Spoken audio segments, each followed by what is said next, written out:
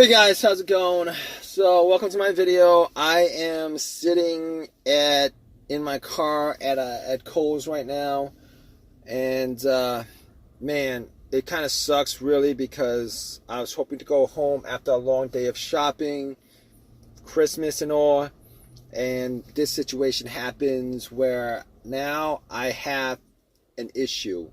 All right, I was in Kohl's for maybe like an hour and a half. Came back out, was hoping to go home, had a couple bags with me. I'm like, let's go home. And I'm like, man, I tried turning on my car and the worst thing, like nothing happened. And I tried at least 15 times, at least 15 times to turn on my car and nothing happens, which really, really, really sucks. All right, because I was thinking, all right, so I had this situation happen maybe 2 months ago.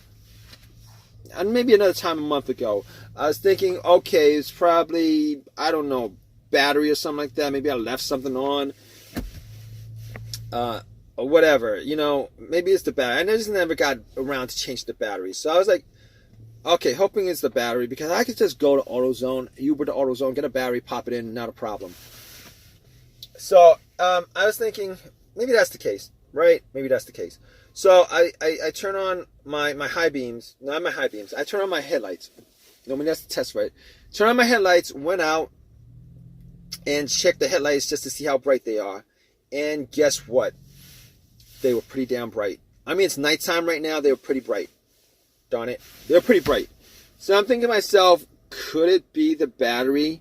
I mean, they're pretty bright. I mean, everything else works in my car. All the lights work. Radio works, nice and loud. If I turn it loud, it's nice and loud. Blow motor works. On the high setting, it works. Remote works. Everything works. Except for one thing. This car is not cranking at all. It's not turning. It's not cranking. It's nothing. It's just dead. I hear a click every time I try to turn it on. I just hear a click. It's like every time I try to turn it, click, click, click. Nothing. So I opened my hood up and checked the battery, checked the terminals. I noticed that the terminals were a little bit corroded. So what I did was, I was thinking, that's probably the case. Probably wasn't, the alternator probably wasn't charging the battery up that good because it was corroded.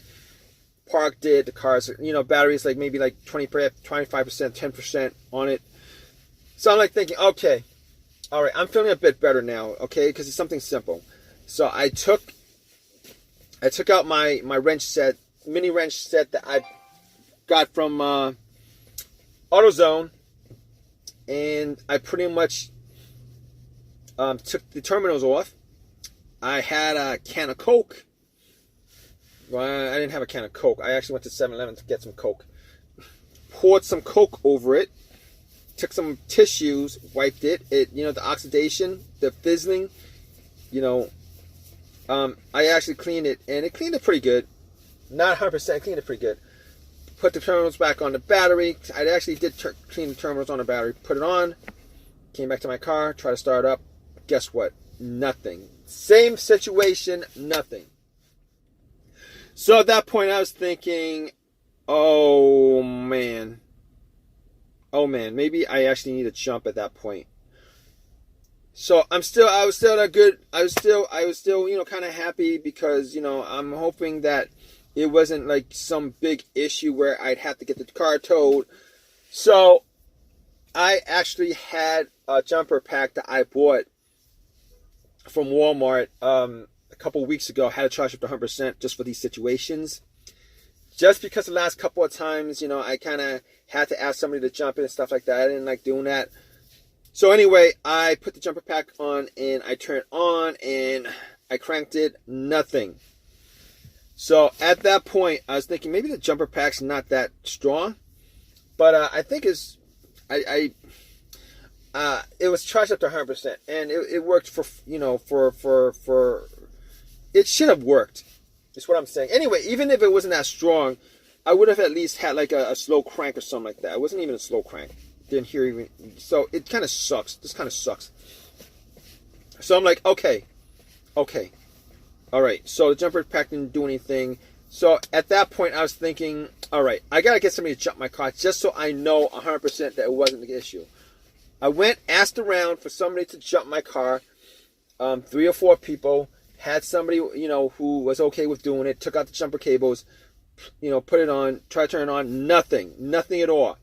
All right. So at that point, I was thinking to myself, okay, all right, I'm going to wait a couple minutes and hopefully this will take care of the issue. Have it charged up so that I could turn it on. Charged up for a couple minutes, try to turn it on, nothing. Blank, nothing, zero, zippo, zero, zippo, zippo. So at that point, I was just scratching my head, and oh man, at that point I was like, okay, now we're in for a bigger problem at this point. All right, none of that stuff worked. We're in for a bigger issue. I'm in for a bigger issue at this point. So I was thinking, okay, I could probably rule out the battery at this point. Maybe it's the alternator. So I was thinking, every single time I've had an alternator issue where the alternator, caused my car not to start, it was because the battery was depleted because the alternator wasn't charging it. And all those times, the car was on the road. I was driving the car all those times.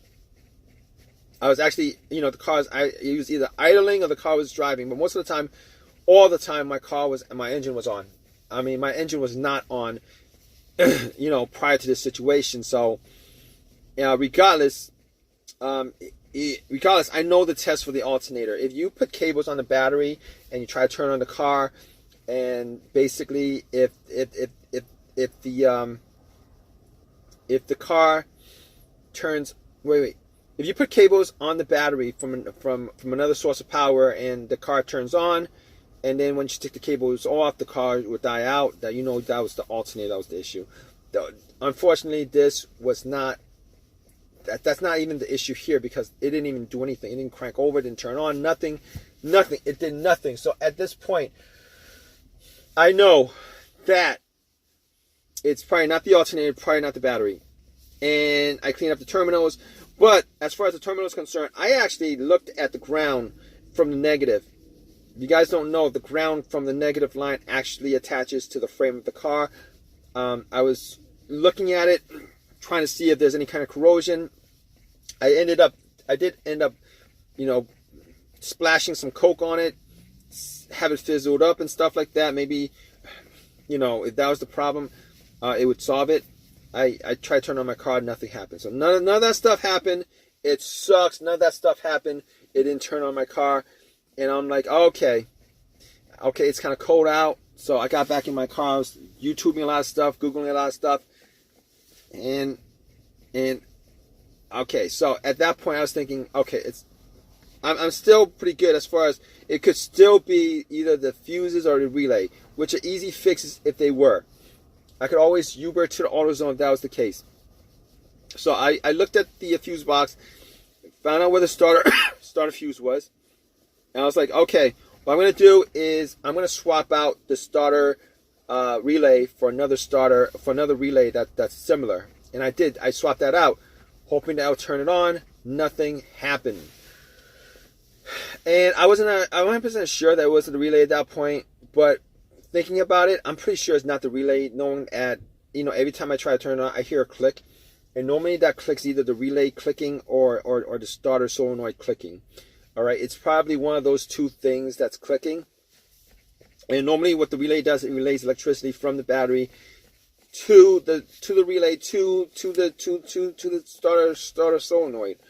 And hearing that click, I was pretty positive that it wasn't a relay. I couldn't be 100% sure that it wasn't that issue, that it wasn't the relay, but I was pretty sure, like 90% sure that it wasn't the relay, to the point where I was like, okay, fine, it's probably not the relay. I probably won't have to worry about that.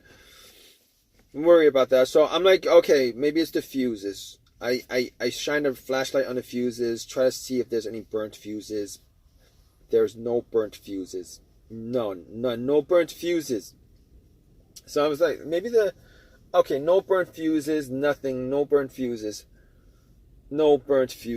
Okay. So I was like, let me think about the times where I had fuse issues. There was like 2 times where I had fuse issues. One time in my previous car, I had no electricity going to any part of the car. It was 100% dead. Found out that the fuse that was causing it was the main fuse that connected the battery to the fuse box. Found that out. Replaced the fuse. Everything worked back to normal again. Unfortunately, that's not this case here because I am getting power to everything, including the alarm. Promise I can't crank it up. That's not the problem. The other starting issue I had where there was a fuse issue was I actually the car would crank. Or everything worked. The car would crank, but it wouldn't turn over. And it turned out that fuse was actually a fuel pump fuse. It was one of those things, a fuel pump fuse or something along those lines. Fuel pump or whatever. And I was thinking to myself, this is not that case. This is not that situation because everything on this car works except it's not cranking. It's not cranking. So I couldn't say that was the situation because the car is not cranking at all. It's not cranking at all. So at that point I was thinking, okay, it's not one of those two things. Definitely not the fuel pump. It probably could be like the car's computer fuse. I'm not quite sure, but I just really didn't have a fuse tester to test out all the fuses and stuff like that. Wasn't able to test that out. But I'm pretty sure it's not the fuse that's causing it, which leads me to the unfortunate thought that it's probably the starter. And I didn't want to think it was the starter. I thought originally that's the thing that popped it in my head, but I mean that's probably not the issue here. No, I was thinking maybe that's that. I was hoping that wasn't the issue because I did change out the starter. Like I changed out the starter. I changed out the starter. I'd say a good 10 months ago. I changed out the starter. So I was hoping that it wasn't the starter because that means I only got maybe 15,000 miles on the starter.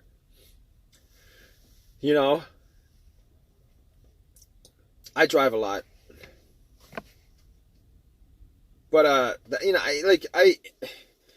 it would disappoint me if it was a starter because I actually spent some time doing changing it out. Obviously, I bought a refurbished one instead of a brand new one because the refurbished was like half the price. The brand new one was $300. This one was $150. Core charge was $40. So it was like $190, $220, and then return the core. It was like $175 or something like that. Okay, but I did. Somebody did tell me about refurbished starters. That if you actually buy a refurbished starter, you're actually buying majority of the starter is actually used, meaning that they don't actually replace most of the parts on it. They only replace the parts that are broken, that made the starter not work, that made the starter not working. So I was like, oh man. I mean, I've had issues with alternators where I've bought refurbished alternators and they went out on me within 6 months or whatever. But I was hoping this wasn't the case. Right now, I'm actually waiting for AAA to tow my car right now. And thought I'd do this video for you guys if you guys are in the same situation. I called up AAA about 45 minutes ago, and hopefully they get here within the next hour. But I'm going to keep you guys updated. Stay tuned, guys. I'm going to keep you guys updated on what the issue is on here. All right, guys? All right, guys. What's up? So here's what happened. AAA took 2 hours to send a tow truck. I waited 2 hours for them to send a tow truck to me. Man, wasted so much time. Had them tow my car to my house. I did all the testing as far as the fuses. It wasn't the fuses because all the fuses were good. I actually bought another relay from AutoZone, popped it in. That was good. That wasn't the problem. So I was thinking to myself, those weren't the problems. What could the problem be? And checked out all the terminals again. Actually used metal brush to actually brush out the terminals the battery terminals, brushed it all out, popped it in, nothing. So what I ended up doing was I took everything out, and once I got to the starter, I actually put a line from the battery to the positive of the battery to the positive to the terminal on the solenoid of the starter. You know, try to see if it actually moves, and nothing. It doesn't turn, nothing at all. So at that point, I knew that it was the starter that was the issue. Took it out, took it to AutoZone. It was you know, had a couple words with them about it, and you know, they told me that it was a lifetime warranty, but that wasn't the problem, man. You know, I spent a couple hours working on this. I spent a couple hours waiting for AutoZone. You know, it wasted my whole entire day. It wasted the rest of the day yesterday and the whole entire day today. And but long story short, I was able to get the starter for, you know, they changed it. I popped it in, and everything is now working. It's turning on. Everything works. So I mean, I'm glad the situation's resolved. I'm back to doing, you know, whatever, you know, doing what I need to be doing. But still, it doesn't take away from the fact that my starter that I got only lasted me a good 10 months. Horrible. But if you guys are in the same situation, you know, I hope this video has helped you guys out. Please, you know, give me a thumbs up, please.